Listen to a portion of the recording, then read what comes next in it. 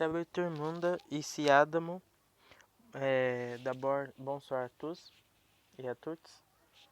Aujourd'hui, nous irons faire une lecture rapide avec une application pour apprendre le français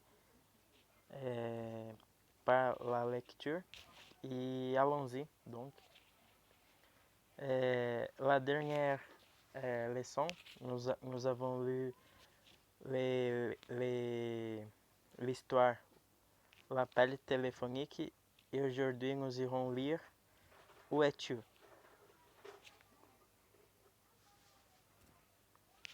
Où es-tu? Bertrand se lève comme à chaque matin à l'heure du chant du coq pour aller travailler à Montréal. Dans son petit bureau de comptable, il arrête son réveil matin. Se tire, s'habille, déjeune et elle prend l'autobus. Comme à chaque matin, elle le suit jusqu'à son immeuble de travail. Parfois, quand il faisait noir, elle ne venait pas avec lui. Elle avait probablement peur du noir. Lorsqu'elle ne venait pas avec lui, Bertrand avait l'impression de n'être que la moitié d'une personne. Il avait besoin d'elle. Jusque-là, tout était normal dans la vie de Bertrand. C'est le soir même que tout bascula. Lorsqu'il arriva chez lui, ils attendaient à la voir l'attendre sur le pas de la porte, mais lorsqu'il ouvrit la porte, elle n'était pas là. Il se demanda pourquoi il ne la voyait pas. C'était probablement parce qu'il ne faisait pas assez clair. Il commença à s'alarmer, mais il se dit que s'il voulait la retrouver, il devait garder son calme. Il se mit à la recherche partout dans l'appartement, mais il ne la trouva pas. Un sentiment de manque s'empara de lui. Comment allait-il faire pour vivre sans elle? Il n'était même pas capable d'imaginer sa vie sans elle. Il ne pourrait simplement pas l'oublier. Il décida d'attendre une nuit avant de partir à sa recherche. Peut-être ferait-elle son apparition au grand jour le lendemain. Comme à son habitude, il se lève au chant de son réveil matin.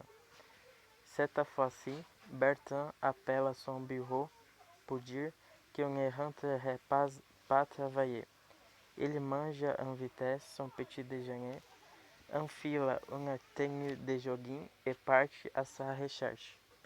C'était une journée morne, lisse et où le soleil n'osait pas se montrer le bout du nez. Décidément, la chance n'était pas de son côté. Plus le temps passait et plus il désespérait de la trouver à nouveau.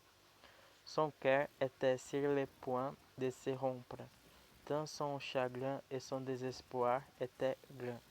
Il lui fallait à tout prix la retrouver, sinon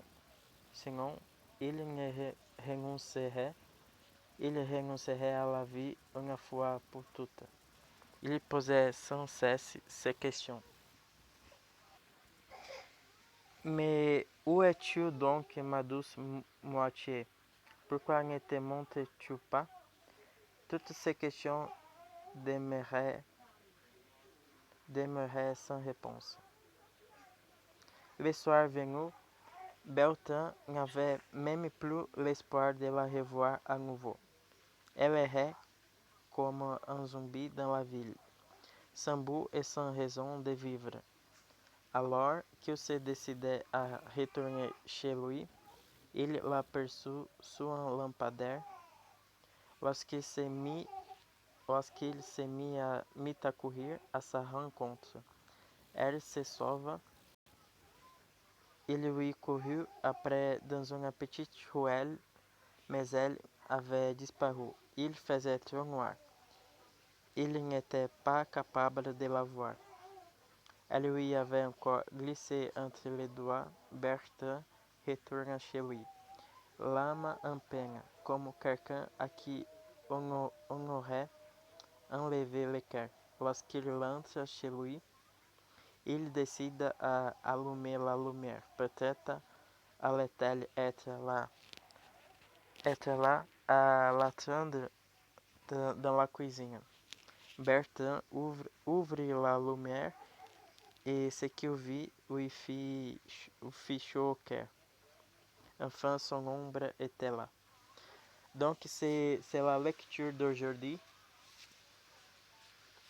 Et au revoir.